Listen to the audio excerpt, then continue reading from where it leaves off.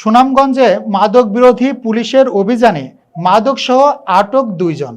সুনামগঞ্জ প্রতিনিধি হাসান আলী জানান, আজ দুপুর 3টার সময় গোপন সংবাদের ভিত্তিতে মাদক ব্যবসায়ী জাহাঙ্গীরনগর ইউনিয়নের সুনামগঞ্জ সদর থানার জাহাঙ্গীরনগর ইউনিয়নের ঘোষিগাঁও গ্রামের বাড়ির সামনের রাস্তা থেকে মাদক বিরোধী এক অভিযানে মৃত আব্দুল জব্বারের ছেলে আটক মনু মিয়াকে ইয়াবা, গাঁজা ও মাদক বিক্রির টাকাসহ পুলিশ হেফাজতে নেওয়া হয়েছে। তার বিরুদ্ধে বিজ্ঞ আদালত থেকে সাজাপ্রাপ্ত পরোয়ানা থানায় আসছে। পূর্বের এক মাদক মামলায় 3 বছরের সাজা হয়ে আছে।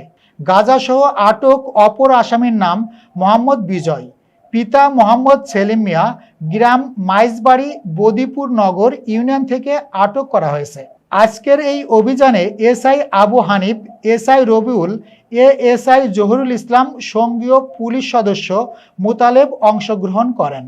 আসামিদের বিরুদ্ধে নিয়মিত মামলা রুজু প্রক্রিয়াধীন।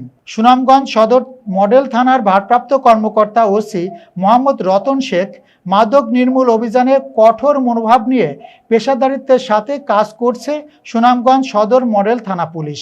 মাঠ থেকে সার্বিক নেতৃত্ব দিচ্ছেন সুনামগঞ্জ সদর মডেল থানা। দিক নির্দেশনায় ও এলাকাবাসীর সবার সহযোগিতা চাই মাদক নির্মূল, তাহলে মাদক নির্মূল করা সম্ভব।